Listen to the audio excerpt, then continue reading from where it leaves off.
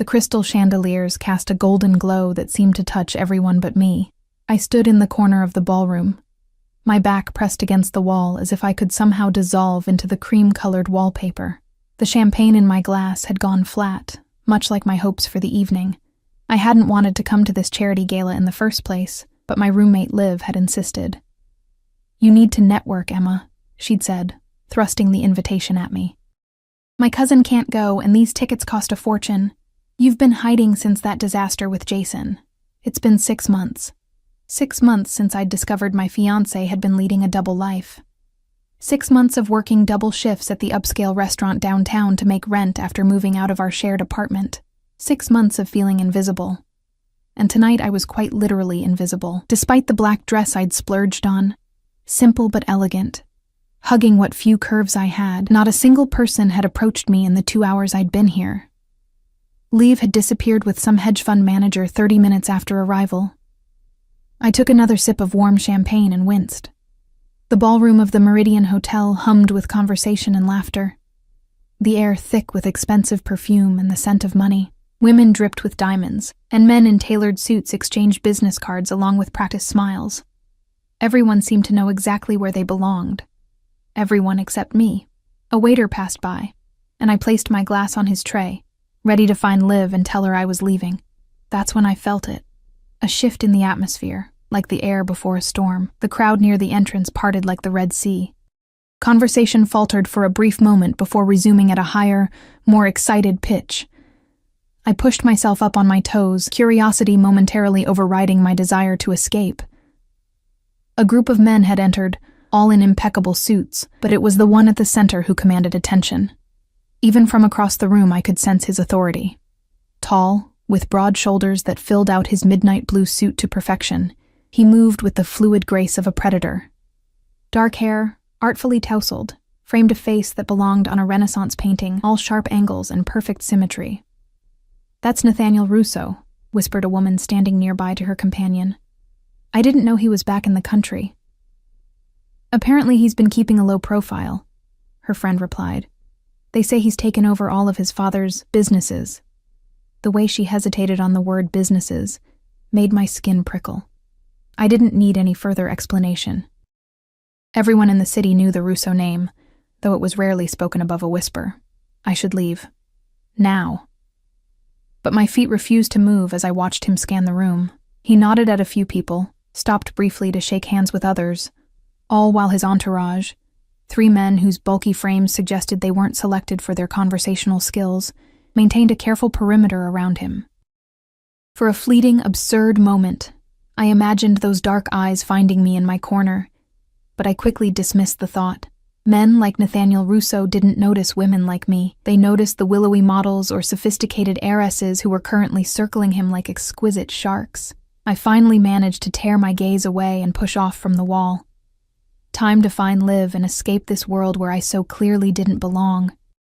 I made it halfway across the ballroom when I collided with a server carrying a tray of hors d'oeuvres. The silver platter clattered to the marble floor, sending tiny pastries scattering. The crash seemed to echo throughout the entire room.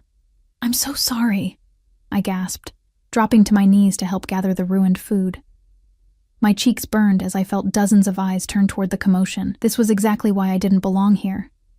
In a world of grace and poise, I was all angles and missteps. The server muttered something under his breath as he scooped up the mess. I reached for a fallen pastry and found myself staring at a pair of immaculately polished Italian leather shoes. My gaze traveled upward. Perfectly tailored trousers, a jacket that probably cost more than 6 months of my rent, and finally, the face I'd been watching from across the room. Nathaniel Russo was even more striking up close.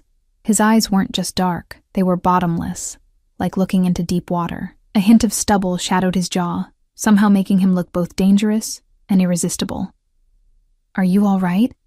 His voice was deep, with the barest trace of an accent I couldn't place. I opened my mouth to respond, but no words came out. One of his security men stepped forward, his hand extended toward me, but Nathaniel waved him back with a small gesture. Instead, he reached down himself, his hand enveloping mine as he pulled me effortlessly to my feet. His skin was warm, his grip firm, but gentle. A strange current seemed to pass between us, making my pulse jump erratically. Yes, I'm fine. Just clumsy. Sorry for the disruption. I finally found my voice, though it sounded breathless even to my own ears. His eyes held mine, and a slight smile curved his lips. No disruption at all.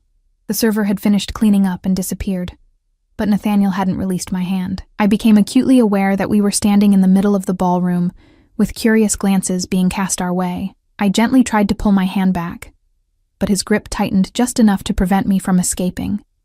"You haven't been enjoying yourself tonight?" he said. It wasn't a question. I blinked in surprise. "How would you know that?" Something flickered in his eyes. Amusement, perhaps? I notice things. Like a beautiful woman standing alone all evening when she should be the center of attention. A startled laugh escaped me. "Now I know you have me confused with someone else." "I'm never confused about what I see." His gaze traveled slowly over my face, making me feel both exposed and strangely valued. "Dance with me." Again, not a question. My heart hammered against my ribs. "I don't think that's a good idea." "Why not?" "Because—" I glanced around at the watching eyes, the whispers behind manicured hands. "People are staring. Let them." His smile deepened, revealing a dimple in his right cheek that somehow made him seem both more human and more dangerous. "Dance with me, Emma." The sound of my name on his lips sent a jolt through me. "How do you know my name?" Instead of answering, he placed his hand on the small of my back and guided me toward the dance floor. I should have resisted. I should have made an excuse and fled. But something in the gentle pressure of his hand, in the certainty with which he moved, made resistance seem impossible. The orchestra was playing something slow and melancholy. As we reached the center of the dance floor, he turned to face me, one hand still on my back, the other taking my hand in his. Around us, other couples moved to give us space. "I don't dance very well," I warned, as he drew me closer. "Just follow my lead." And somehow, I did. My usual awkwardness melted away as he guided me through the steps. His body was solid and warm against mine, his movements confident and sure. The scent of him, sandalwood and something darker, something uniquely him, filled my senses. "Are you going to tell me how you know my name?" I asked again, finding courage in the rhythm of our movement. His eyes met mine, and I had the unsettling feeling that he could see past every defense I'd ever built. "I make it my business to know things, Emma Wallace. 27 years old, graduated with honors in culinary arts, currently working at Eloise's downtown, one of the finest restaurants in the city, though they don't appreciate your talents enough." A chill ran through me, despite the warmth of his body. "That's disturbing." "Is it? Or is it flattering to know that someone has taken an interest in you when so many others have failed to see your value?" Before I could formulate a response, he spun me out and then back into his arms, closer than before. My chest pressed against his, and I could feel the steady beat of his heart. "Why me?" I whispered, unable to look away from his face. "Why not you?" he countered, his voice equally soft. "You're different. Authentic. In a room full of facades, you're refreshingly real." The music swelled around us, but it seemed distant now, as if we were enclosed in our own bubble. His hand on my back pressed slightly firmer, possessively, drawing me impossibly closer. "After tonight," he said, his lips close to my ear, "everything changes for you, if you let it." Warning bells sounded in the back of my mind. This man was dangerous, not just because of who he was and what he might do, but because of how he made me feel. Seen, significant, desired. After months of invisibility, those feelings were more intoxicating than any champagne. "And if I don't want things to change?" I challenged, even as my body betrayed me, melting further into his. His smile was slow and confident. "You do. I can feel it." His hand slid from my back to my waist, his fingers splaying possessively. "Besides, it's already too late." The music ended, but he didn't release me. Around us, people were watching openly now, whispering behind their hands. I spotted Liv across the room, her eyes wide with shock. "I should go," I said, reality intruding on the strange spell he had cast. "Should you?" He finally loosened his hold, but kept his hand on my waist. Or should you stay and see what happens next? I opened my mouth to make an excuse, to retreat to safety, when a man in a dark suit approached, leaning close to Nathaniel's ear. Something in Nathaniel's expression changed, hardened, before he nodded once. He turned back to me, and for a moment, I thought I glimpsed regret in his eyes. It seems business requires my attention. But this isn't over, Emma. He reached up, brushing a strand of hair from my face with surprising gentleness. I'll have someone drive you home. That's not necessary. It wasn't an offer. His tone remained soft, but there was steel beneath it. He signaled to one of his men, who stepped forward. Franco will see you safely home. And Emma? He leaned closer, his lips brushing my ear. Lock your doors tonight. I'd hate for anything to happen to you before I see you again. With that cryptic warning, he pressed something into my hand, a small, heavy card, and then he was gone, moving through the crowd with his men flanking him. I looked down at what he'd given me, a business card, heavy stock, with just a phone number embossed in gold. Liev appeared at my side, breathless with excitement and concern. Emma? What the actual hell? Do you know who that was? I nodded slowly, my fingertips tracing the embossed number on the card. Nathaniel Russo. Not just Nathaniel Russo, the Nathaniel Russo. His family practically owns half the city. They say he's... She lowered her voice. Dangerous. I looked toward the door where he had disappeared, still feeling the ghost of his touch on my skin, the warmth of his breath on my ear. I know, I whispered, clutching the card tighter. And that was exactly what terrified me. Not just who he was, but the fact that despite everything I knew about him, everything I should fear, all I wanted was to see him again. As Liv continued to barrage me with questions, my gaze drifted to where Franco stood waiting, his expression impassive but watchful. The weight of Nathaniel's parting words settled over me like a cloak. Lock your doors tonight. What exactly had I stumbled into with one clumsy misstep and a single dance? The sleek black car glided through the night-draped city streets, its tinted windows separating me from the world outside. Franco, Nathaniel's man, hadn't spoken a word since helping me into the back seat of the luxury sedan. Liv had tried to insist on coming with me, but something in Franco's expressionless face had made her back down. She'd extracted a promise that I'd call her the moment I got home. It's just up here, I said, breaking the silence as we approached my apartment building. Nothing fancy. A renovated brownstone split into units, mine being the smallest on the third floor. Franco's eyes met mine briefly in the rearview mirror, acknowledging my words with the slightest nod. As the car stopped, I expected him to simply let me out. But instead, he stepped out and opened my door, scanning the quiet street with practiced vigilance before offering me his hand. Thank you for the ride, I said, clutching my small purse where I'd tucked away Nathaniel's card. Mr. Russo asked me to see you to your door. His voice was surprisingly gentle for a man his size. I wanted to refuse, to maintain some small semblance of control over this bizarre evening, but the memory of Nathaniel's warning echoed in my mind. I nodded and led the way into the building. Franco followed me up the 3 flights of stairs, his footfalls nearly silent behind me. At my door, I turned, expecting him to leave, but he gestured for my keys. I need to check inside first. I blinked. Excuse me? Mr. Russo's instructions were clear.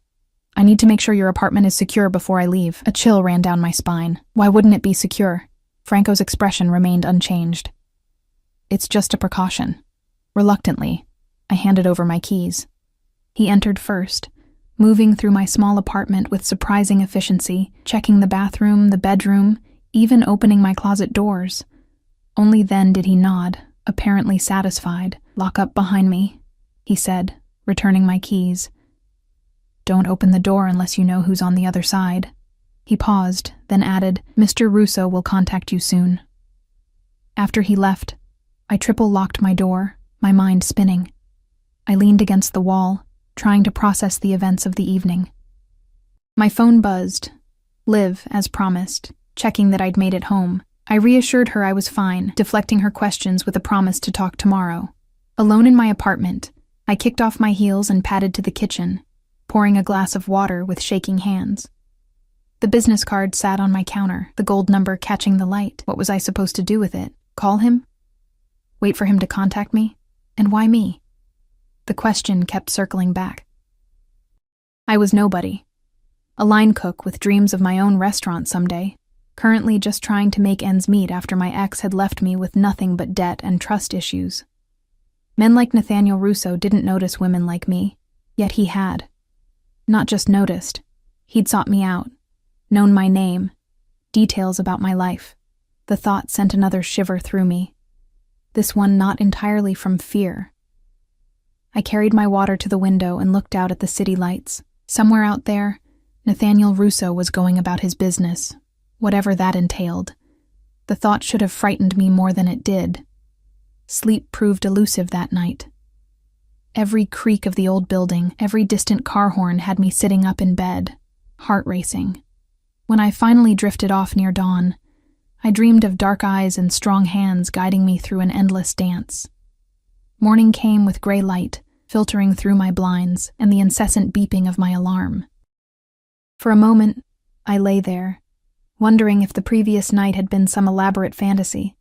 But the business card on my nightstand, I'd moved it there before bed, confirmed that it had all been real. I showered and dressed for work, trying to push thoughts of Nathaniel from my mind. It was Friday, which meant a busy day at Eloise's. The restaurant would be packed, and Chef Bernard would be in one of his moods. No time to dwell on enigmatic encounters with dangerous men. The day passed in a blur of orders and controlled chaos in the kitchen. I was plating a salmon dish when Madeline, one of the servers, appeared at my station, eyes wide. "Emma, there's someone asking for you. Out front." My hand faltered, nearly ruining the delicate arrangement of asparagus. "Asking for me? A customer?" She nodded, glancing over her shoulder. "He says his name is Nathaniel. No last name, but Emma. He's got 2 scary-looking guys with him, and he's sitting at table 9. Table 9, the best table in the house, always reserved weeks in advance for VIPs. "Tell him I'm working," I said, my voice steadier than I felt. "I can't just leave the line." Madeline bit her lip. "I already told him that. He said..." She lowered her voice. "He said he's happy to wait, but he'd prefer to see you now. And Emma, Chef already said it's fine. He practically fell all over himself when the guy asked." Chef Bernard, who screamed if a sous chef took an unauthorized bathroom break, had given me permission to leave the line during dinner service. My stomach twisted with a mixture of dread and anticipation. "Fine," I said, wiping my hands on my apron. "I'll be right there." I took a moment to check my reflection in the polished surface of a steel refrigerator. My face was flushed from the kitchen heat, my hair pulled back in a practical bun. Nothing I could do about it now. Taking a deep breath, I pushed through the swinging doors into the dining room. The restaurant hummed with conversation and the clink of silverware against fine china. My eyes found table 9 immediately. Nathaniel sat facing the door, as if he'd been waiting for me to appear. Unlike his security, positioned at a nearby table, vigilant even as they pretended to dine. He was completely at ease, one hand resting on the white tablecloth beside a glass of red wine. He wore a charcoal suit today, the crisp white of his shirt a stark contrast against his tanned skin.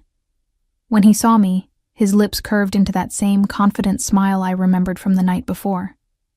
He didn't wave or call me over. He simply watched me approach, his gaze never leaving mine. "Mr. Russo," I said when I reached his table, conscious of the curious glances from nearby diners. "Madeline said you asked for me." "Nathaniel," he corrected, gesturing to the chair across from him. "Please sit down. I'm working. And I've already cleared it with your chef. Please, Emma. Just for a moment." Reluctantly, I slid into the chair, keeping my back straight, my hands folded in my lap. Up close, I could see the flecks of amber in his dark eyes, the perfect symmetry of his features. "How did you sleep?" he asked, catching me off guard with the mundane question. "Fine," I lied. His smile told me he knew it was a lie. "No unexpected visitors? No disturbances?" I shook my head, unsettled by his questions. Why would there be? Instead of answering, he took a sip of his wine. "You look beautiful, even in chef's whites." The compliment caught me off guard, warming my cheeks. "Why are you here, Mr. Nathaniel?" "I wanted to see you again," Simple, direct, and to invite you to dinner tomorrow night. Dinner? I echoed stupidly. Yes, dinner. The meal people typically enjoy in the evening. I'd like to take you somewhere special. Despite everything, the warnings in my head, the whispers about who he was, the strange intensity of his interest, I felt a flutter of excitement. Why me? He leaned forward, his eyes intent on mine. I told you last night. You're different, Emma. Real. Do you know how rare that is in my world? I don't know anything about your world, I said carefully. Perhaps that's another reason. He reached across the table, his fingers brushing against mine. Say yes. I should have said no. Every instinct for self-preservation screamed at me to decline, to extract myself from whatever game he was playing. But his touch sent electricity sparking through my veins, and the word that left my lips was, yes. His smile deepened, revealing that dangerous dimple. Good. I'll send a car for you at 7. He slid a small package across the table. Wear this. Before I could respond, he stood. I won't keep you from your work any longer. Until tomorrow, Emma. I remained seated, stunned, as he left the restaurant, his security falling into step around him. Only when he was gone did I look down at the package, a small black box tied with a simple silver ribbon. With trembling fingers, I untied it. Inside, nestled on black velvet, lay a necklace, a delicate silver chain supporting a single teardrop diamond that caught the light in hypnotic patterns. A small card underneath read simply, "To match your eyes. N." My breath caught.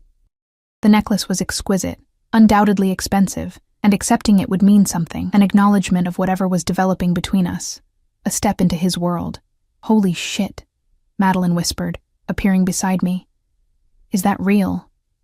I closed the box quickly. I have to get back to work. The rest of my shift passed in a daze. Chef Bernard didn't scold me for my absence from the line. In fact, he seemed almost deferential when I returned. I wondered exactly what Nathaniel had said to him. By the time I got home that night, exhaustion had settled deep in my bones, but sleep remained elusive. I took out the necklace again, letting the diamond catch the lamplight. To accept such a gift from a man I barely knew, a man with Nathaniel's reputation, seemed foolish at best, dangerous at worst, yet I couldn't bring myself to put it away. My phone rang, startling me. Unknown number. My heart jumped to my throat as I answered. Hello? Did you like it? Nathaniel's voice was low, intimate in the darkness of my apartment. I clutched the phone tighter. It's beautiful, but I can't accept something like this. Why not? Because it's too much, too expensive, too meaningful for someone you just met. He chuckled softly. It's a necklace, Emma, not a proposal, and it's nowhere near the value of what I intend to give you. A shiver ran through me. What does that mean? It means I see your potential, even if you don't yet. It means I want to know you better. It means tomorrow night is just the beginning. I swallowed hard. Beginning of what? That depends on you. His voice dropped lower. Are your doors locked, Emma? The abrupt change of subject caught me off guard. Yes, but... Good. Keep them that way. There was a pause, and I heard voices in the background. I have to go. Sweet dreams, Emma.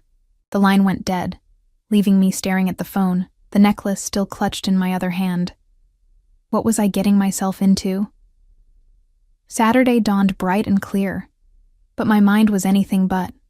I spent the day alternating between anticipation and anxiety, changing my outfit a dozen times before settling on a simple black dress, different from the one I'd worn to the gala, but equally understated. At 6:30, I finally relented and fastened the diamond necklace around my throat. The stone rested just at the hollow of my collarbone, cool against my skin. At precisely 7:00, my buzzer rang. I expected Franco, but when I opened the door, Nathaniel himself stood there, a bouquet of white roses in one hand. He wore a black suit, impeccably tailored, the jacket open to reveal a charcoal shirt underneath, no tie, the top buttons undone, offering a glimpse of tanned skin. His eyes traveled slowly from my face to the necklace, then lower, taking in the dress, before returning to meet my gaze. Something like satisfaction flickered in his expression. "Perfect," he murmured, stepping forward to hand me the roses. His scent enveloped me, that same intoxicating blend of sandalwood and something uniquely him. "You're stunning, Emma." "Thank you," I managed, taking the flowers. "I didn't expect you to come yourself." He smiled, the expression transforming his face from merely handsome to breathtaking. "For you, I make exceptions to many rules." As I put the roses in water, I was acutely aware of him moving around my small apartment, taking in the modest furnishings, the collection of cookbooks, the few personal photographs. "You live alone?" he observed. Not a question. "Yes." I hesitated, then added, "Since my ex and I split up." Something hardened in his expression. "The one who cheated on you." I stilled. "How did you know that?" "As I said, I make it my business to know things about people who interest me." He moved closer, his gaze intent. "He was a fool. Anyone who had you and didn't value it deserves to lose everything." The vehemence in his voice should have alarmed me. Instead, it sent a thrill of dark pleasure through me. "Well, he's gone now." "Good." Nathaniel reached out, his fingers brushing against the diamond at my throat. "This suits you. Though nothing could enhance your beauty." His touch lingered, warm against my skin. I found myself leaning into it, drawn by some magnetic force I couldn't explain or resist. "We should go," I said, my voice barely above a whisper. Before what?" His eyes darkened, his hand moving from the necklace to cup my cheek. "Before I change my mind about dinner," I admitted. His smile was slow, knowing. "We wouldn't want that, would we?" He stepped back, offering his arm. "Shall we?" Outside, a sleek black Bentley waited, Franco holding the door open. As we approached, I noticed another car behind it. More security, I realized. Nathaniel's hand rested possessively on the small of my back as he helped me into the Bentley's plush interior. As we pulled away from the curb, I couldn't shake the feeling that tonight would change everything. That by accepting his invitation, his gift, I was crossing a threshold from which there would be no return. And the most terrifying part was how much I wanted to see what waited on the other side. The restaurant wasn't in the city. We drove for nearly an hour, leaving the crowded streets behind for winding coastal roads. Nathaniel sat close beside me in the Bentley, his thigh occasionally brushing against mine when the car took a curve. Each casual touch sent sparks through me. "Where are we going?" I finally asked, breaking the comfortable silence that had settled between us. "A special place," he replied, his eyes reflecting the passing headlights. "Somewhere private, where we won't be interrupted." The implications of his words hung in the air. Private. Alone. With him.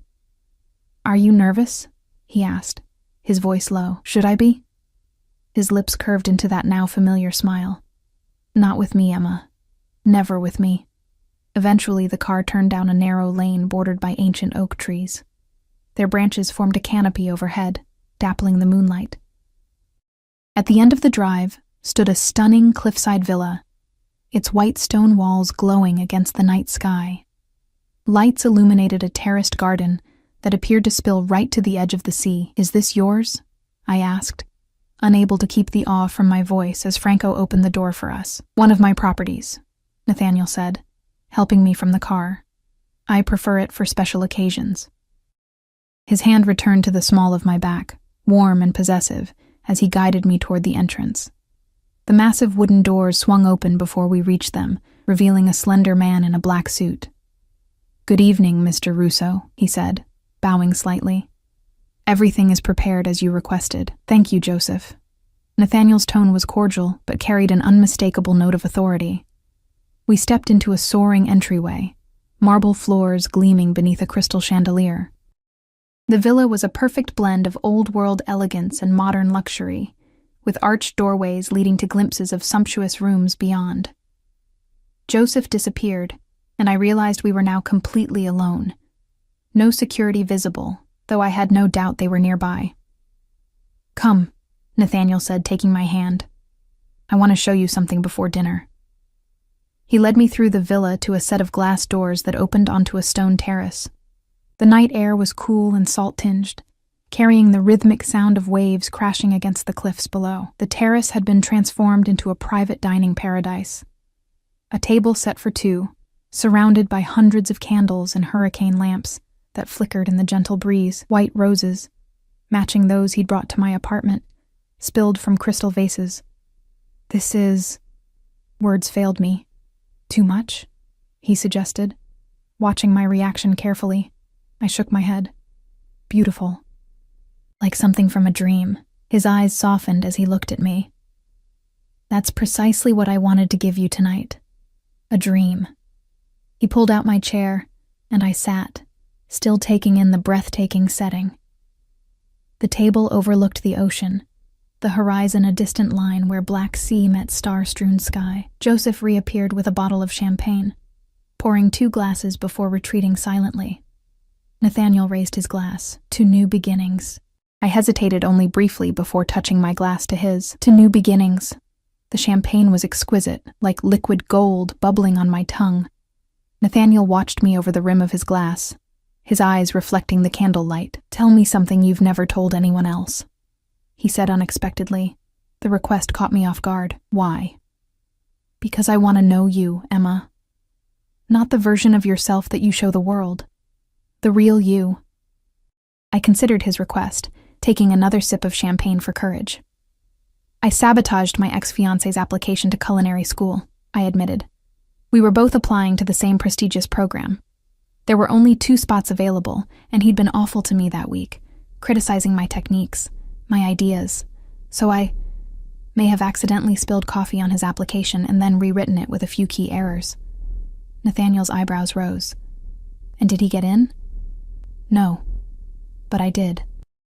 He laughed then, a genuine sound of delight that transformed his face.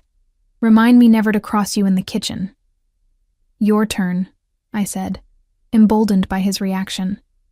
Tell me something you've never told anyone. His smile faded slightly, his expression growing more contemplative. I never wanted to take over my father's business, he said after a moment. I wanted to study architecture. I designed this villa when I was 19. The confession surprised me. Why didn't you pursue it? Family obligations. His tone made it clear the subject was closed. We all make sacrifices for those we love, don't we? Before I could respond, Joseph returned with our first course. Delicate scallops nestled on beds of pureed cauliflower, garnished with microgreens and truffle oil. The presentation was exquisite, worthy of any Michelin-starred restaurant. Your chef is talented, I said after tasting the perfectly seared scallop. He should be. I hired him away from a 3-star restaurant in Paris. Nathaniel watched me appreciatively. Though I'd be interested in tasting your cooking sometime. The idea of cooking for him, for this man who could clearly afford the finest chefs in the world, made me nervous. I'm just a line cook. For now. His confidence in that statement was puzzling. But you dream of your own restaurant, don't you? I nodded, surprised again by how much he knew about me. Someday, when I can afford it. Dreams shouldn't wait for someday, Emma. The intensity of his gaze made me look away, out toward the darkness of the ocean. Not everyone has the luxury of making dreams reality whenever they want. Perhaps that could change for you. He reached across the table, his fingers tracing patterns on the back of my hand. If you allowed it. The implication was clear, and a mixture of emotions rolled through me. Temptation, wariness, excitement. I'm not looking for a benefactor, Nathaniel. And I'm not offering to be one. His fingers stilled against my skin. I'm offering much more than that. The meal continued with course after exquisite course, each more impressive than the last. Throughout dinner, our conversation flowed easily, punctuated by moments of charged silence. Nathaniel asked questions about my childhood, my ambitions, my favorite foods, seemingly mundane topics, yet he listened to my answers with such focused attention that I felt as though everything I said was fascinating to him. In turn, he shared carefully curated details about himself, his preference for Italian wines, his disdain for technology despite its usefulness, his collection of rare first editions. He spoke of traveling the world, but always returning to this coast, which he loved above all other places. What he didn't discuss was his business, his family beyond vague references, or the obvious wealth that surrounded him. Those subjects remained carefully cordoned off, and I didn't press. I already knew enough about the Russo name to understand there were questions better left unasked. After dessert, a deconstructed lemon tart that made me close my eyes in pleasure, Nathaniel stood and extended his hand. "Walk with me?" He led me down stone steps that wound from the terrace to a private beach cove below the villa. The sand was cool beneath my bare feet. I'd left my heels behind, and the moonlight cast everything in silver. The security team reappeared, maintaining a discreet distance as we walked along the shore. "Do they always follow you everywhere?" I asked, nodding toward the dark figures standing near the steps. "Always." He didn't seem bothered by their presence. "A necessary precaution in my position." "Because of your business?" I ventured carefully. Nathaniel stopped walking, turning to face me. The sea breeze ruffled his dark hair, and the moonlight carved shadows beneath his cheekbones. "Does it bother you? What you think you know about me?" I considered the question honestly. "I don't know what to think. I know what people say about your family, but I don't know what's true. And if it were all true?" His voice remained calm, but I sensed tension beneath the surface. "Would you be here with me now?" I should have said no. Any sane person would have. But standing there with him, the waves crashing nearby, the memory of his thoughtful questions and genuine laughter still fresh in my mind, I couldn't lie. "Yes, I think I would be." Something shifted in his expression. Relief, perhaps, or satisfaction. He stepped closer, one hand coming up to cup my cheek. "You continue to surprise me, Emma Wallace." His touch was gentle, but I could feel the leashed power in his hand. This man could break me if he wanted to. Physically, financially, emotionally. Yet something told me he wouldn't, at least not intentionally. "Is that good or bad?" I asked, breathless from his proximity. "Very, very good." His thumb brushed across my bottom lip. "May I kiss you, Emma?" The formal request, so at odds with his commanding presence, made my heart flutter. "Yes," I whispered. His lips met mine with surprising gentleness, a question rather than a demand. I responded instantly, my hands finding their way to his chest, feeling the solid warmth of him through the fine fabric of his shirt. The kiss deepened, his arm wrapping around my waist to pull me flush against him. I was lost in the sensation, the taste of him, when a sharp noise, a car door slamming somewhere above us, broke the spell.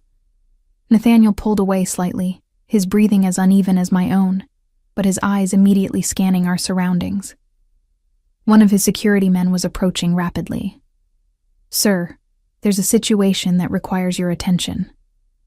Nathaniel's expression hardened instantly, the tenderness I'd glimpsed vanishing behind a mask of cold authority.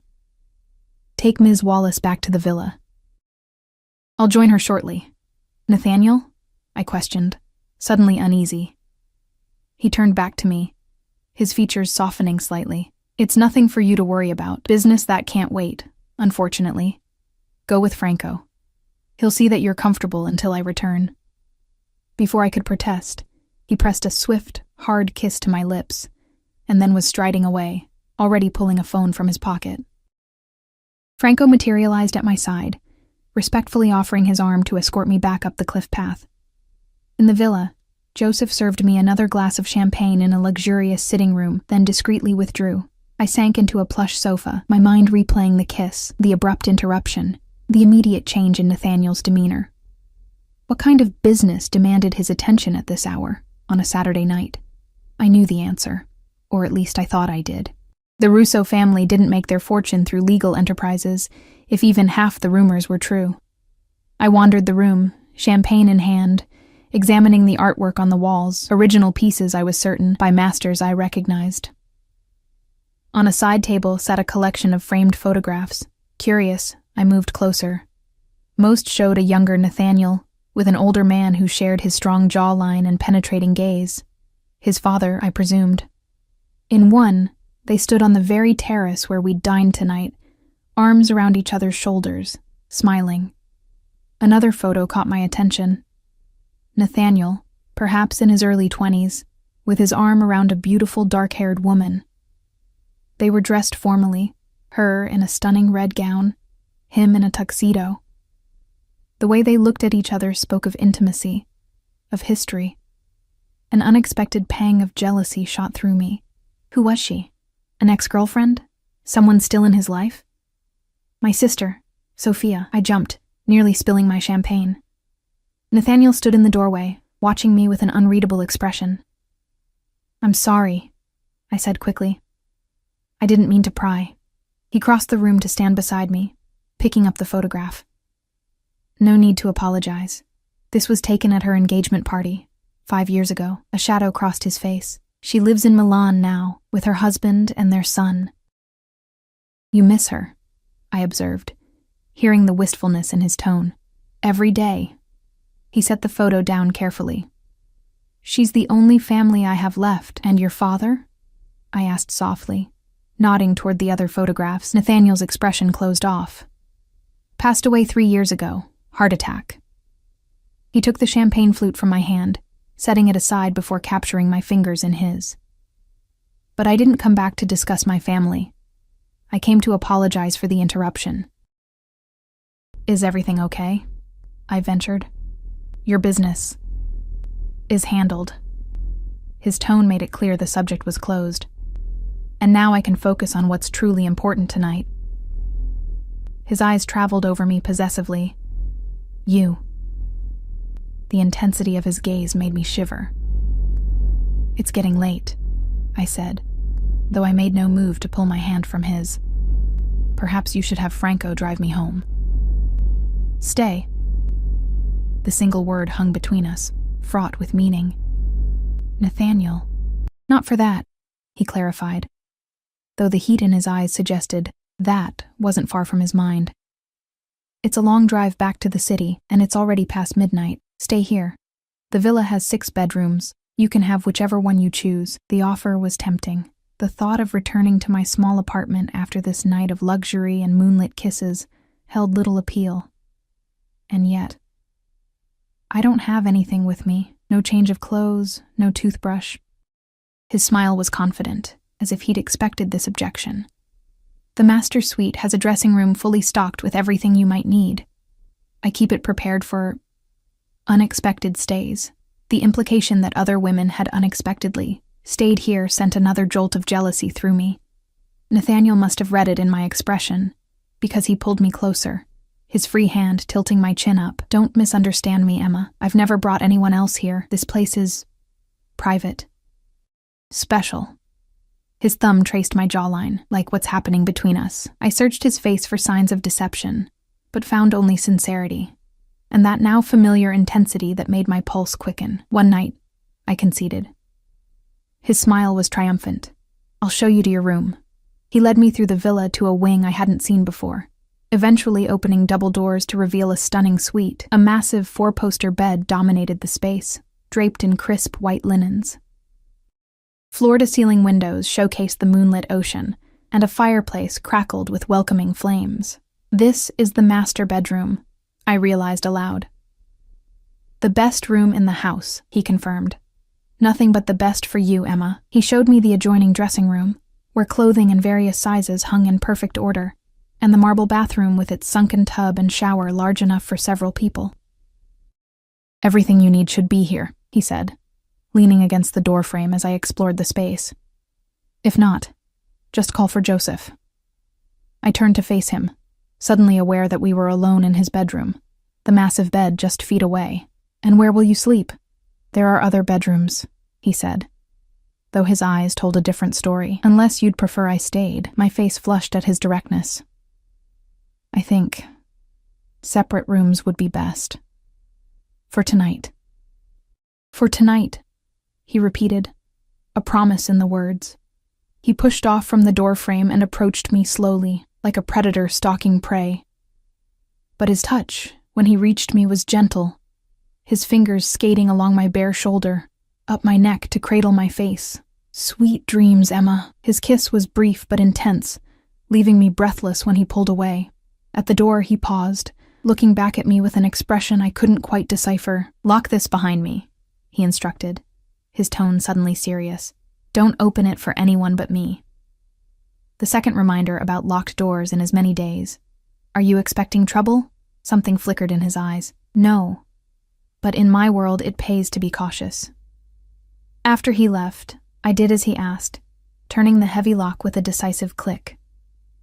Alone in his bedroom, surrounded by luxury that spoke of unimaginable wealth, I finally allowed myself to consider exactly what I was doing. I was in the home, one of many, apparently, of Nathaniel Russo, a man whose family name was whispered with equal parts fear and respect throughout the city, a man who traveled with armed security, who received urgent business calls late at night, who spoke of caution and locked doors. A man who kissed me like I was essential to his existence, who looked at me like I was precious, who treated me with a care and attention I'd never experienced before. As I slipped between sheets that probably cost more than a month of my rent, wearing a silk nightgown I'd found in the dressing room, I knew I should be more afraid than I was. Instead, I felt an intoxicating mix of excitement and anticipation. Whatever Nathaniel Russo was, whatever dangerous world he inhabited, I was already being drawn into its orbit. And the most terrifying part was that I wanted to be there, wanted to be near him, regardless of the consequences.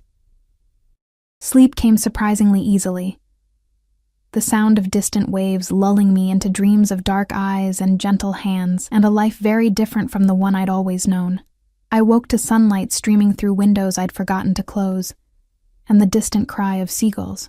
For a moment, I lay disoriented in the massive bed, the unfamiliar luxury surrounding me. Then memories of the previous night came flooding back. The candlelit dinner, the moonlit beach, Nathaniel's kiss. The diamond necklace still rested against my throat. I hadn't taken it off before sleeping. My fingers touched it absently as I sat up, taking in the room in daylight. It was even more impressive than it had seemed last night, spacious and elegant, with views of the ocean stretching to the horizon. A soft knock at the door made me start. "Emma?" Nathaniel's voice, low and measured. "Are you awake?" I pulled the silk sheets higher, suddenly conscious of wearing only the borrowed nightgown. "Yes." "Just a moment." In the dressing room, I found a simple white robe hanging beside the nightgowns and slipped it on before unlocking the door. Nathaniel stood in the hallway, dressed casually in dark jeans and a light blue button-down shirt with the sleeves rolled to his elbows. He looked younger somehow, less intimidating than in his suits, though no less handsome.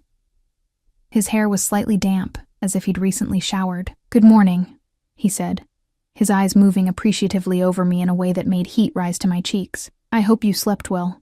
"Better than I have in months," I admitted. It was true. The bed had been like sleeping on a cloud, and for once no anxieties had plagued my dreams. "I'm glad." He held out a steaming mug. "Coffee, black with 1 sugar, right?" I took it, surprised. "How did you—" "I pay attention." His smile was warm as he leaned against the doorframe. "I've had breakfast prepared on the terrace if you're hungry, and there are clothes in the dressing room that should fit you. Take your time. I'll wait downstairs." Before I could respond, he turned and walked away, leaving me staring after him. The casual domesticity of the moment, him bringing me coffee exactly as I liked it, breakfast waiting, felt strangely intimate, as if we'd been together for years instead of having just met. I showered in the luxurious bathroom, the multiple shower heads pulsing hot water from all directions. Afterward, I found a sundress in the dressing room, pale blue linen, simple yet elegant. It fit perfectly, as did the delicate sandals I discovered nearby. I wondered if this was coincidence, or if Nathaniel had somehow anticipated my size in advance. Given what I was beginning to understand about him, I suspected the latter. Downstairs, I followed the sound of soft music to the terrace where we'd dined the night before. In daylight, the view was even more spectacular. Azure waters stretching to the horizon, the cliffs falling away to the private beach below, lush gardens cascading down the terraced hillside. Nathaniel stood at the stone balustrade, looking out at the ocean.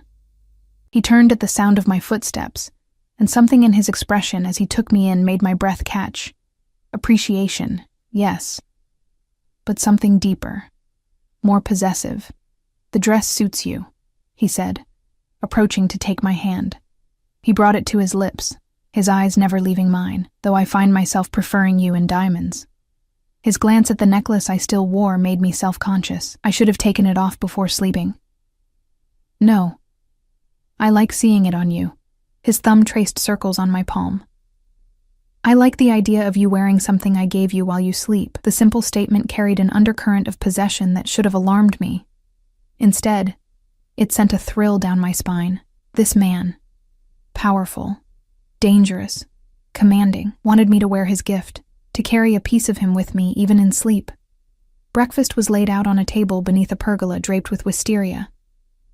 Fresh fruit, pastries still warm from the oven, eggs prepared 3 different ways, and a carafe of freshly squeezed orange juice alongside the coffee. It was a spread worthy of a luxury hotel, yet we were the only ones there to enjoy it. You must think I'm trying to impress you, Nathaniel said, noting my expression as he held my chair. Aren't you? I countered, settling into the seat. His laugh was genuine, perhaps a little. Is it working? I allowed myself a small smile. Perhaps a little. We ate in comfortable silence for a while, the ocean breeze ruffling the tablecloth. I was conscious of his eyes on me, watching as I savored the perfectly prepared food. What would you like to do today? He asked eventually. We could take the boat out, if you'd like to see the coastline from the water. Or there's a lovely town about 30 minutes from here with excellent shopping, or... His smile turned mischievous. We could just stay here. The villa has many amenities. I set down my coffee cup, reality intruding on the dreamlike quality of the morning. I should actually get back to the city. I have the evening shift at Eloise's. Call in sick. I blinked at his casual suggestion. I can't just call in sick because I want to spend the day on a boat. Why not? He seemed genuinely puzzled. Surely you've earned a day off. That's not how it works for most people, Nathaniel. I need that job. I have rent to pay, bills. I could take care of all of that for you. He said it casually, as if offering to pick up a check for lunch. You wouldn't need to worry about money again. The offer hung in the air between us, tempting and dangerous. I barely know you. You know the important parts. He reached across the table, taking my hand again. I'm not suggesting you quit your job today, Emma. Just that you allow yourself one day of pleasure without worry. Is that so terrible? Put that way. It was hard to refuse. And the truth was, I didn't want to leave this beautiful place, this bubble of luxury and attention where Nathaniel made me feel like the most important person in his world. One call, I conceded. His smile was triumphant as he handed me his phone. To my surprise, Chef Bernard didn't argue when I called in sick. In fact, he was almost obsequious, assuring me it was no problem at all and to take all the time I needed. I handed the phone back to Nathaniel, suspicion growing. Did you speak to him? Before today, I mean. Nathaniel's expression gave nothing away. I may have mentioned that I'd appreciate his flexibility regarding your schedule. What does that mean? It means, he said, rising from his chair and coming around to pull me to my feet, that you are free to enjoy the day without worry. Now, about that boat. The boat turned out to be a sleek yacht, moored in a private dock below the villa. Franco and another security man I hadn't met accompanied us, maintaining a discreet distance as Nathaniel helped me aboard. Do you sail? He asked, leading me to the upper deck where a captain waited. I laughed. Do I look like someone who knows how to sail a yacht? You look like someone who could do anything she set her mind to. His hand rested possessively on my lower back. But today you can just relax. Antonio will handle everything. The day passed like a dream. We cruised along the coast, Nathaniel pointing out other properties he owned, secluded coves where he sometimes swam, a lighthouse he'd had restored just because he admired its architecture. He spoke of the coast with genuine love, his knowledge of its history and geography revealing a connection to this place that went beyond mere ownership. We stopped in a private cove for lunch, which was served on the deck by staff who seemed to materialize out of nowhere. Afterward, Nathaniel suggested swimming, producing a selection of swimwear from a cabinet that, like the dressing room at the villa, seemed prepared for any eventuality. Do you always keep women's swimsuits on your yacht? I teased, selecting a modest black one-piece. His eyes darkened slightly. As I told you last night, Emma, I've never brought anyone else here. This is new for me, too. The simple admission, delivered with unexpected vulnerability, caught me off guard. I retreated to a cabin to change, my mind spinning with implications. If he was telling the truth, and something in his expression made me believe he was, then whatever was happening between us was as unusual for him as it was for me. Swimming in the crystal-clear water, the sun warm on my skin, Nathaniel's strong arms occasionally brushing against mine as we floated together, I felt myself falling deeper under his spell.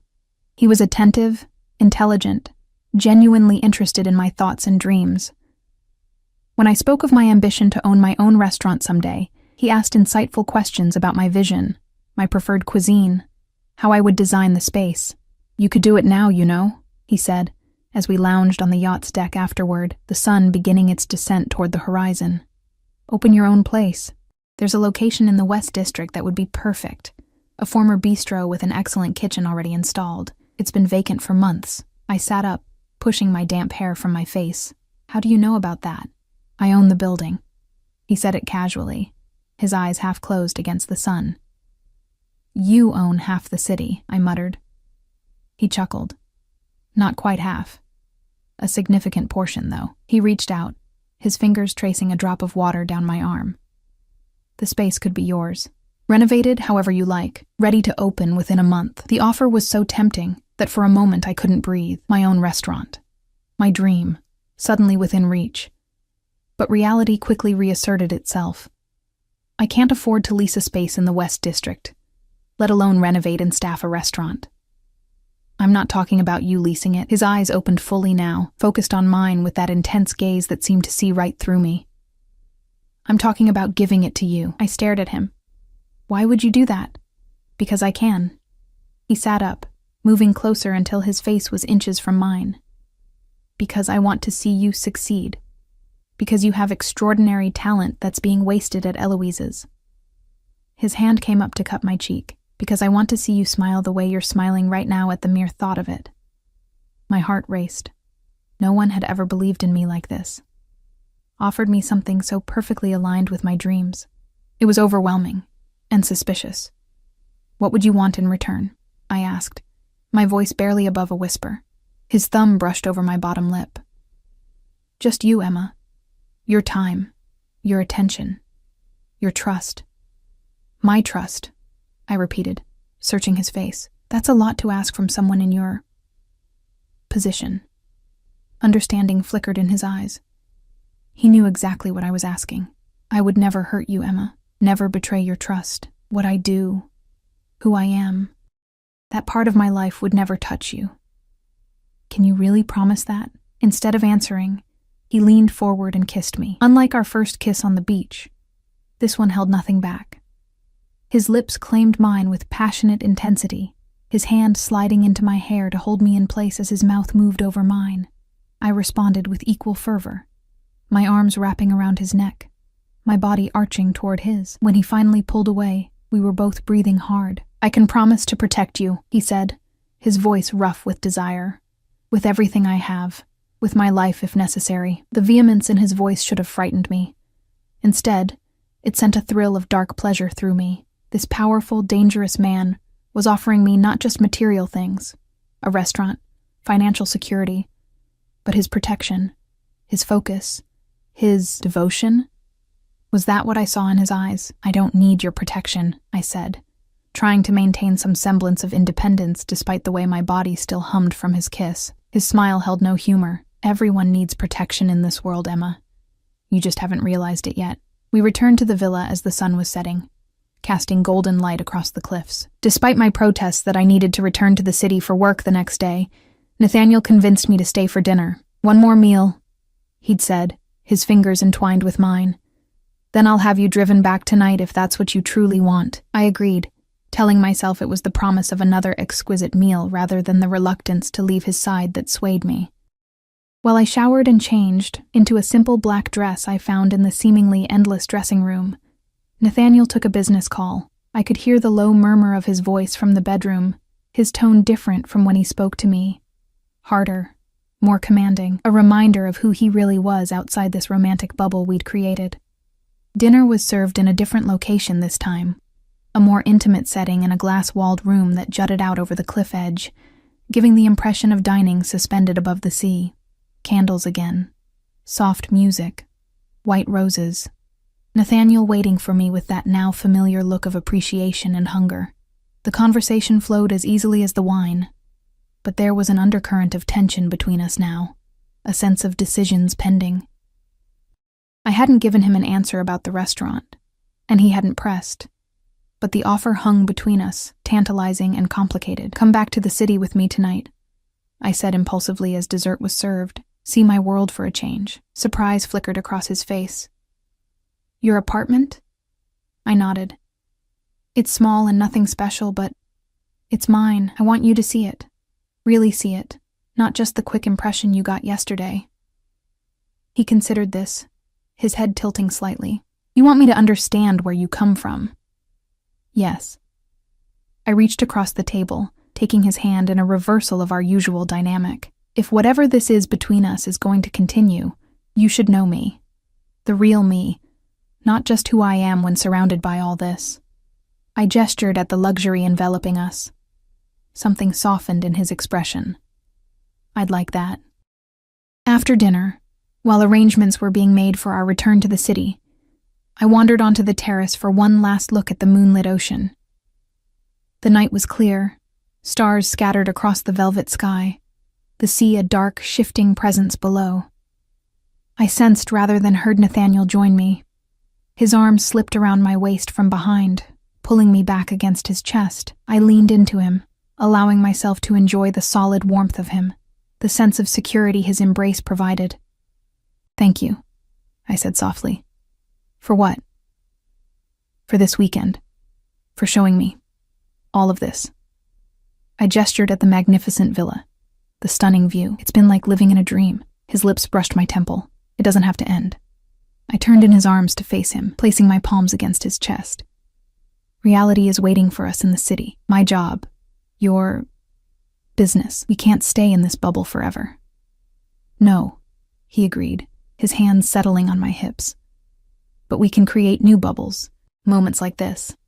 Spaces where it's just us." His eyes searched mine. "If that's what you want." "What about what you want?" I countered.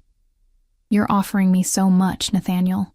A restaurant, protection, these incredible experiences. What do you get out of this arrangement?"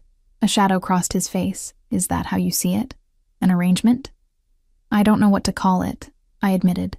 "We barely know each other." "I know enough." His hands tightened on my hips, drawing me closer. "I know you're unlike anyone I've ever met. I know you challenge me, surprise me, make me want to be different." "Different how?" He hesitated, something vulnerable flickering in his eyes. "Better, perhaps. More worthy of someone like you." The admission stunned me. This man, powerful, wealthy, commanding, thought he needed to be worthy of me? Before I could respond, one of his security men appeared at the terrace entrance. "The cars are ready, sir." Nathaniel nodded, his expression closing off slightly. "We'll be right there." The drive back to the city was mostly silent, but not uncomfortably so. Nathaniel sat close beside me in the Bentley, his hand resting possessively on my thigh. Occasionally he would receive texts, his expression hardening momentarily before returning his attention to me. The outside world was already intruding on our idyll. When we reached my apartment building, Franco and the other security man did a sweep of the area before allowing Nathaniel to escort me inside. I felt self-conscious as we climbed the 3 flights of stairs, acutely aware of the peeling paint in the hallway, the flickering fluorescent light on the second-floor landing. My apartment, which had always seemed cozy rather than small to me, suddenly looked shabby through Nathaniel's eyes, or so I imagined. The second-hand furniture, the cramped kitchen, the view of the brick wall of the building next door rather than an ocean panorama. But if Nathaniel was judging, he showed no sign of it. He moved through my space with genuine interest, examining the cookbook collection on my shelves, the few family photos on my walls, the small herb garden struggling to survive on my kitchen windowsill. "It's very you," he said finally, turning to face me with a smile that seemed entirely sincere, warm, inviting, full of potential. Relief flooded me. "It's not much, but it's perfect," he interrupted, closing the distance between us. "Because it's yours. His kiss was gentle at first, but quickly deepened into something more urgent. My hands found their way under his jacket, feeling the warmth of him through his shirt. His own hands pulled me tight against him, one tangling in my hair, the other at the small of my back. When we broke apart, both breathing hard, a question hung silently between us. Stay or go? My bedroom door was visible from where we stood, the decision seemingly simple yet fraught with implications. Nathaniel's phone buzzed in his pocket. He ignored it at first, his eyes still locked on mine, but when it buzzed again immediately, something like resignation crossed his face. "I need to check this," he said, his voice rough with restrained desire. I nodded, stepping back to give him privacy. He turned away, the phone to his ear, his voice dropping to that harder register I'd heard earlier. I moved to the kitchen, filling a glass with water, trying not to eavesdrop but catching fragments nonetheless. "When? Are you certain?" "No. Keep them there. I'll handle it personally. Yes. Tonight." When he turned back to me, his expression had changed completely. The warmth was gone, replaced by a cold fury that made me take an involuntary step back. "I have to go," he said, already moving toward the door. "Business that can't wait. Nathaniel, Franco will stay outside your door tonight," he continued, as if I hadn't spoken. "Don't leave the apartment. Keep everything locked. I'll call you when I can." Fear crept up my spine. "What's happening? Are you in trouble?" Something softened briefly in his expression as he returned to me, cupping my face in his hands. "Nothing for you to worry about. Just a situation that needs my personal attention." "You're scaring me," I admitted. He pressed a hard, quick kiss to my lips. "Don't be scared. Just be safe. For me." And then he was gone, the door closing firmly behind him. I stood in my small apartment, the ghost of his kiss still on my lips, wondering what I'd gotten myself into, and why, despite the obvious warning signs, I couldn't bring myself to walk away. I didn't sleep that night. How could I, knowing Franco was stationed outside my door like a sentinel? Knowing Nathaniel was out there somewhere, handling some mysterious situation that had transformed him from attentive suitor to cold-eyed enforcer in the span of a phone call. I paced my small apartment, checking the locks repeatedly, jumping at every noise from the street below. By dawn, exhaustion had settled deep in my bones, but still sleep wouldn't come. I made coffee, strong and bitter, and stood at my window watching the city slowly come alive. My phone remained silent. No call from Nathaniel, no explanation, no reassurance. Only the knowledge that a man I barely knew had deemed it necessary to post a guard at my door. When my alarm went off at 9 a.m., I was due at Eloise's for the lunch shift. I jumped, nearly dropping my third cup of coffee. The prospect of going to work, of pretending everything was normal after the surreal weekend I'd just experienced, seemed impossible. But staying alone in my apartment with my swirling thoughts seemed worse. I showered, dressed, and opened my door to find Franco still there, alert despite having stood watch all night. "Mr. Russo asked that you remain here today," he said, straightening as I appeared. "I have to work," I replied, surprised by the steadiness in my voice. "Mr. Russo was quite insistent. Mr. Russo doesn't control my life." The declaration felt hollow even as I said it. Hadn't I already allowed Nathaniel to rearrange my weekend, my thinking, my desires? "I need to go to work. You can come with me or stay here, but I'm leaving." Franco's expression didn't change, but I sensed his internal struggle. Finally, he nodded once. "I'll accompany you." The walk to Eloise's was tense, Franco scanning the street constantly, one hand inside his jacket where I suspected a weapon was holstered. My nerves, already frayed from the sleepless night, stretched tighter with each block. At the restaurant, he insisted on checking the premises before allowing me inside. Chef Bernard raised an eyebrow at the serious man in the dark suit, but said nothing. In fact, everyone seemed to be giving me a wide berth. Glances filled with curiosity and something like respect? Fear? Had they all somehow learned about my connection to Nathaniel Russo? The thought was unsettling. I threw myself into work, grateful for the mindless routine of prep, the familiar rhythm of the kitchen.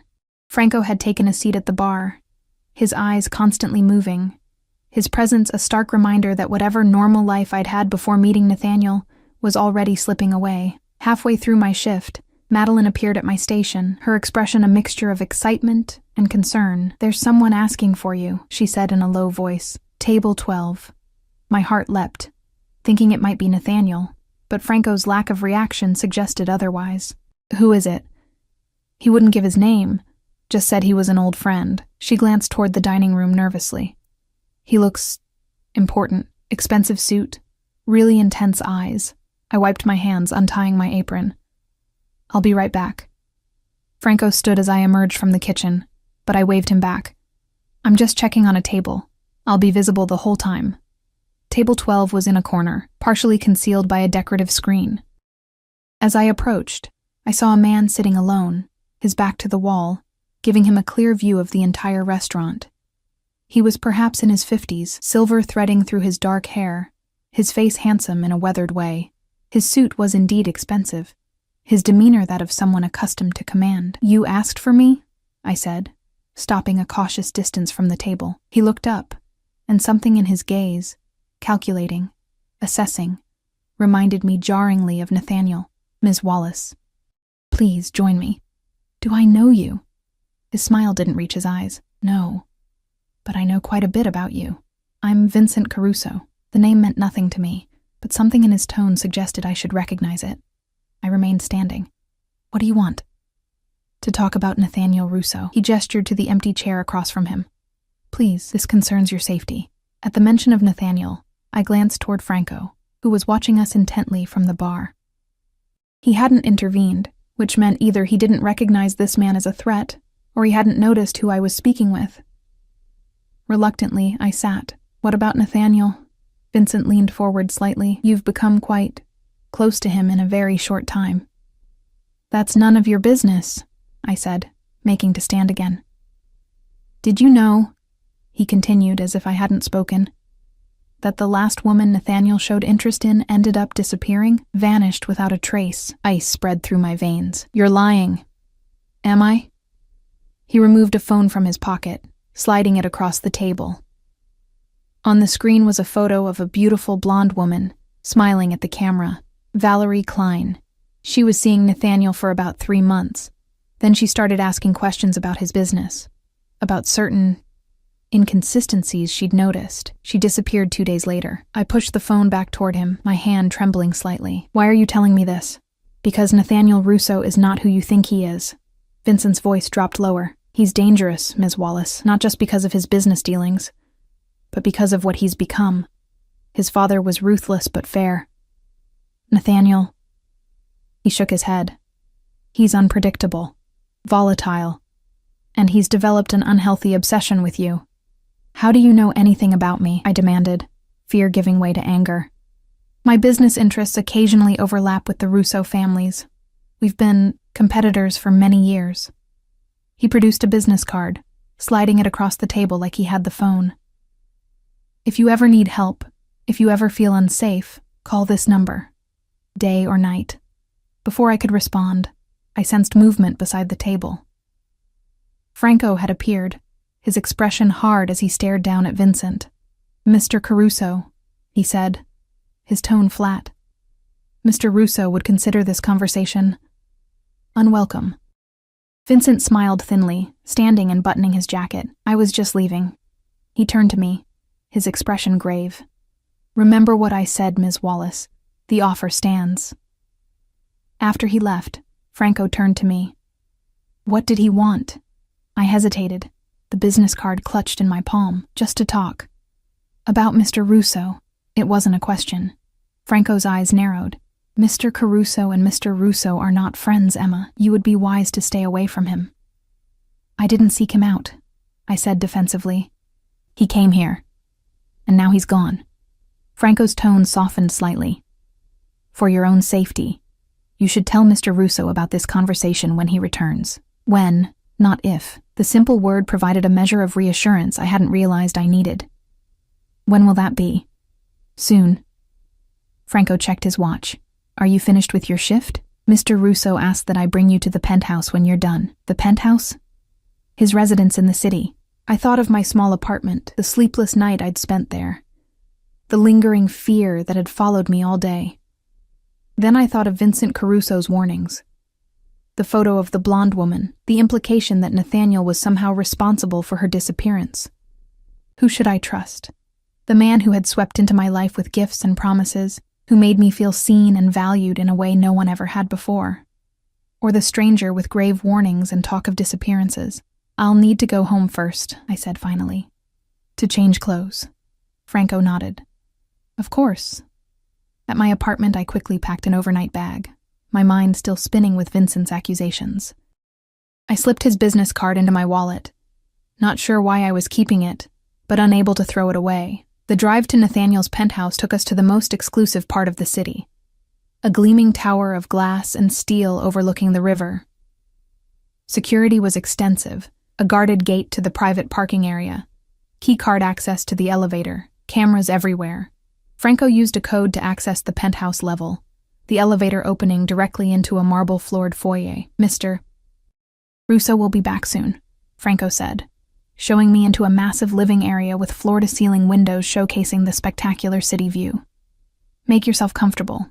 There's food in the kitchen if you're hungry." After he left, I wandered through the space, taking in the sleek, modern decor. Unlike the coastal villa with its old-world charm, the penthouse was all clean lines and minimalist design. It felt like a showplace rather than a home. Impressive but impersonal. The only hint of the man who lived here came from a wall of bookshelves filled with leather-bound volumes, and a baby grand piano in one corner, sheet music open on the stand. I ran my fingers over the keys, wondering if Nathaniel played or if it was just for show.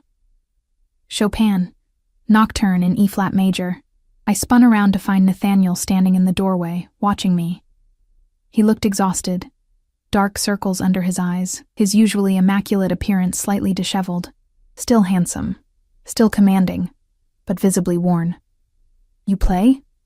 I asked, my heart racing at the sight of him. "When I need to think." He crossed the room, stopping a few feet away as if uncertain of his welcome. "I'm sorry about last night." "You left without explanation," I said, trying to keep the hurt from my voice. "You put a guard at my door and disappeared. I had no choice." He ran a hand through his hair, a gesture I hadn't seen before, a crack in his usually perfect composure. "There was a situation that required my immediate attention. A dangerous situation." His expression tightened. "Yes. Dangerous enough that you thought I needed protection." I took a step toward him. "Nathaniel, what's going on? Who are you afraid of?" Something flickered in his eyes, surprise perhaps, that I'd read the situation so accurately. "It's complicated. Try me," I challenged. "I met someone today. Vincent Caruso." The change in Nathaniel was instantaneous and chilling, his entire body tensed, his expression hardening into something I barely recognized. "What did he want?" "To warn me about you," I said honestly. "He told me a woman you were seeing disappeared. Valerie Klein." Nathaniel's laugh was bitter. "Of course he did. And did he mention that Valerie Klein was working for him? That she was planted in my organization to gather information? That she's very much alive and living quite comfortably on his payroll in Monaco?" I stared at him, uncertain what to believe. "He said you were dangerous, unstable. And what do you think?" Nathaniel closed the distance between us, his eyes searching mine. "Am I dangerous, Emma?" I thought of the security men who followed him everywhere, the urgent phone call that had transformed him, the way people deferred to him with a mixture of respect and fear. "Yes," I admitted, "I think you are." Something like pain crossed his features. "To my enemies, perhaps. Never to you." "Why not? What makes me different? You've known me less than a week, and yet I feel like I've been waiting for you my entire life." The simple declaration, spoken with such raw honesty, stole my breath. His hands came up to cup my face. "From the moment I saw you at that gala, standing alone in that corner, I knew you were different. Special." "You make it sound like fate," I whispered. "Maybe it was." His thumb traced my cheekbone. "I'm not a good man, Emma. My hands aren't clean. My business isn't legitimate. The power I wield has been built on choices many would find unforgivable." I should have pulled away. His confession, spoken so plainly, should have sent me running. Instead, I found myself leaning into his touch. Vincent Caruso is my father's oldest enemy, Nathaniel continued. Their feud goes back decades. When my father died, Caruso thought I'd be easier to manipulate, to intimidate. When that failed, he resorted to more direct methods, like sending someone to spy on you, among other things. His jaw tightened. Last night, one of his men was caught trying to access sensitive information. Information that could have put many people at risk, including you. Me? Why would I be at risk? Nathaniel's hands slid down to my shoulders. Because you matter to me, and in my world, Emma, the things, the people that matter to me become targets. The reality of what he was saying sank in. My connection to him had already put me in danger, would always put me in danger. That's why Franco was at my door, I realized. Why you wanted me to stay in my apartment. Yes. His grip on my shoulders tightened slightly. Caruso's reach is extensive. I couldn't be certain you'd be safe. And now? Now the immediate threat has been neutralized. Something in his tone made me shiver. But Caruso remains a problem, one I'll deal with permanently, very soon. The implication was clear, and for the first time, I truly understood who Nathaniel Russo was, what he was capable of, what he had likely already done. I should go, I said, stepping back from his touch. This is too much, too fast. Pain flashed across his face, quickly masked. Of course, I understand, but as I turned to leave, to find my bag and call a taxi, a new thought struck me. Would I ever be truly safe now? I'd been seen with Nathaniel, danced with him, spent a weekend at his villa. Vincent Caruso already knew who I was, where I worked. The danger wouldn't disappear just because I walked away. I turned back to find Nathaniel watching me, his expression carefully neutral despite the tension radiating from him. If I stay, I said slowly. What does that mean? For us. Hope sparked in his eyes. Whatever you want it to mean. I told you before. I'm offering you everything, Emma. Not just material things, but myself.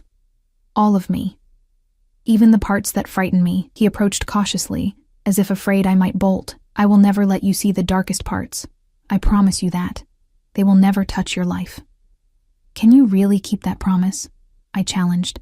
You just said being connected to you makes me a target, which is why I'll protect you with everything I have. He reached for my hand, his grip gentle but secure.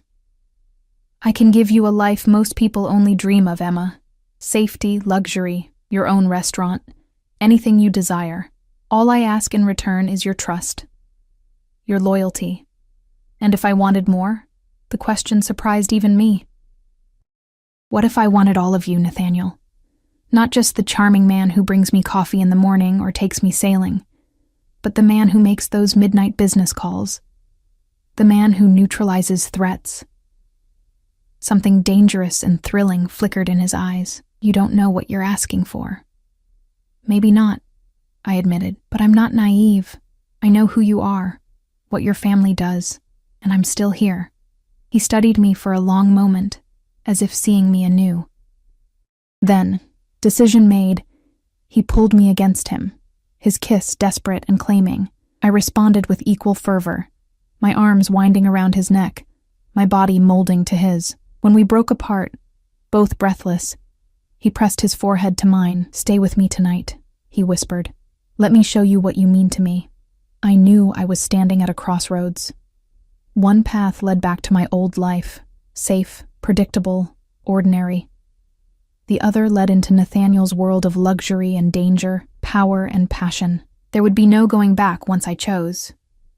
Yes, I said, the decision suddenly, startlingly clear. I'll stay. The night that followed was a revelation. Nathaniel led me to his bedroom, a space as minimalist as the rest of the penthouse, but warmer somehow, with deep blues and grays creating a cocoon of luxury. His touch was both reverent and possessive as he undressed me, his eyes drinking in every inch of skin revealed. Beautiful, he murmured, the diamond necklace still at my throat, catching the light as he laid me on his bed. Perfect. What followed was a claiming, a seduction, a promise sealed in the most primal way. Nathaniel was as commanding in this as he was in all things, yet attentive to every response, every gasp and shudder. When we finally lay spent in each other's arms, the city lights twinkling beyond the windows, I felt marked by him in ways both visible and invisible. "I love you," he whispered against my hair, the confession startling in its simplicity. "I think I've loved you from the moment I saw you." In the rational part of my mind, I knew it was too soon for such declarations. We'd known each other less than a week. And yet, something about it rang true, this connection that had formed so quickly, so intensely between us. "I think I might love you too," I admitted, my voice soft in the darkness. As crazy as that sounds, his arms tightened around me. Not crazy, fated. We fell asleep, tangled together, and for the first time since meeting him, I slept deeply, dreamlessly, with no fear or uncertainty to plague me. Morning brought sunlight streaming through the floor-to-ceiling windows, and Nathaniel's warm body still wrapped around mine. I studied his sleeping face, younger in repose, the hard edges softened, the perpetual vigilance temporarily set aside. I slipped from the bed carefully, wrapping myself in his discarded shirt, and padded to the kitchen to make coffee. As I waited for it to brew, gazing out at the spectacular city view, I felt a strange sense of peace. Whatever came next, whatever complications awaited us, I knew I had made my choice. Nathaniel found me there, coming up behind me to wrap his arms around my waist, his lips finding the sensitive spot below my ear. "Good morning," he murmured. "Sleep well?" I leaned back against his chest. "Better than I have in years." "Good." He turned me to face him, his expression serious despite the intimacy of the moment. "We need to talk about what happens next." "Next?" I echoed, a flutter of uncertainty returning. "Caruso knows about you now," he said, his hands settling on my hips. "That makes staying in your apartment unsafe. I want you to move in here, with me." The suggestion, more of a command really, should have seemed premature, overwhelming. Yet after everything that had happened, it felt almost natural. "Nathaniel, we've known each other less than a week, and in that time, I've become more certain of what I want than I've ever been about anything." His gaze was intense, unwavering. "I want you in my life, Emma, permanently. I want to wake up with you every morning. I want to give you everything you've ever dreamed of." "And what do you want in return?" I asked, echoing my question from the night before. "Really?" His smile held a hint of that dangerous edge I was humming to recognize, and despite myself, to crave your loyalty, your trust, your love. His hand came up to cup my face. "Give me those things, and I'll move heaven and earth for you." It should have sounded like hyperbole. Coming from any other man, it would have. But from Nathaniel Russo, with his empire built on power and fear, his resources seemingly limitless, it felt like a promise he could actually keep. "Okay," I said simply. Surprise flickered across his face. "Okay? I'll move in with you, on one condition." I placed my palm against his chest, feeling his heart beat steady and strong beneath my hand. "No secrets between us. If I'm going to be part of your life, all of it, then I need to know what I'm getting into." He studied me for a long moment, as if measuring my resolve. "Some things might be better for you not to know, Emma. That's not how this works," I insisted. "I'm not asking to be involved in your business, but I won't be kept in the dark either. Not about anything that could affect us, our safety, our future." Something like admiration glinted in his eyes. "You continue to surprise me." He took my hand, pressing a kiss to my palm. "No secrets, I promise." And in that moment, standing in his kitchen wrapped in his shirt, the diamond he'd given me still at my throat, I believed him. Whatever darkness lurked in Nathaniel Russo's world, whatever dangers we might face, we would face them together. "Now," he said, his expression lightening as he pulled me closer. "About that restaurant in the West District. 6 months later. Are you ready?" Nathaniel asked, his hand warm at the small of my back as we stood outside the sleek glass doors. The sign above them read simply, "Emma's, in elegant script. I took a deep breath, smoothing the front of my chef's jacket. As I'll ever be. He turned me to face him, pride evident in his eyes. You've created something extraordinary here. Everyone is going to love it. I hope so. I glanced over his shoulder at the crowd gathering on the sidewalk. Food critics, local celebrities, influential bloggers, all waiting for the grand opening of the city's newest upscale restaurant. My restaurant. True to his word, Nathaniel had given me the building in the West District, along with a generous budget for renovations and staffing. But everything else, the menu, the decor, the concept, had been mine alone. He'd been supportive but never interfering, offering suggestions only when asked, connections only when needed. The last 6 months had been a whirlwind of activity and change. Moving into Nathaniel's penthouse, planning the restaurant, slowly learning more about his world and his business. There had been challenges. Vincent Caruso had made one more attempt to warn me before mysteriously deciding to retire to Italy, his business interests in the city rapidly diminishing. I never asked Nathaniel directly what had happened, and he never volunteered the information. Some secrets I had learned were better kept. Our relationship had deepened in ways I hadn't thought possible in such a short time. Nathaniel remained possessive, protective, sometimes controlling, but always devoted. The diamond necklace he'd first given me had been joined by other gifts. A ring with a stone that made the necklace look modest by comparison, a key to a house on the coast near his villa, a trust fund in my name that ensured I would never want for anything again. But more precious than any material gift was the way he had opened his life to me, introducing me to his sister Sophia and her family, sharing stories of his childhood, even allowing me glimpses of the business that had made his family powerful. He kept his promise. No secrets between us, even when the truth was difficult or dangerous. You're thinking too hard, Nathaniel said now, his thumb brushing my cheek. Tonight is for celebrating. I smiled up at him, the anxiety receding at his touch. You're right. Behind him, I could see Franco and the other security men positioned strategically around the entrance. Some things hadn't changed. Nathaniel's caution, his insistence on protection. But I had come to find comfort in their presence rather than fear. Ready to open the doors? Nathaniel asked. I nodded, squaring my shoulders. Ready. As he stepped aside to let me do the honors, I caught a glimpse of my reflection in the glass doors. Confident, poised, draped in success and security. So different from the woman who had stood alone and invisible at that charity gala 6 months ago. Everyone had ignored me that night. Everyone except the most dangerous, most powerful man in the room, the man who had seen something in me worth claiming, worth protecting, worth loving, the man who now watched with pride and possession as I unlocked the doors to my dream, his hand never leaving my back, his presence a constant reminder of the choice I had made and would make again 1,000 times over. As the doors swung open and applause greeted us, Nathaniel leaned close, his lips brushing my ear. I told you everything would change if you let it. I turned to him, my smile matching his. For the better, I whispered back, before stepping forward to welcome the world into the life we had built together. A life balanced precariously between darkness and light, danger and security, power and love. A life that was, against all odds and expectations, perfectly ours.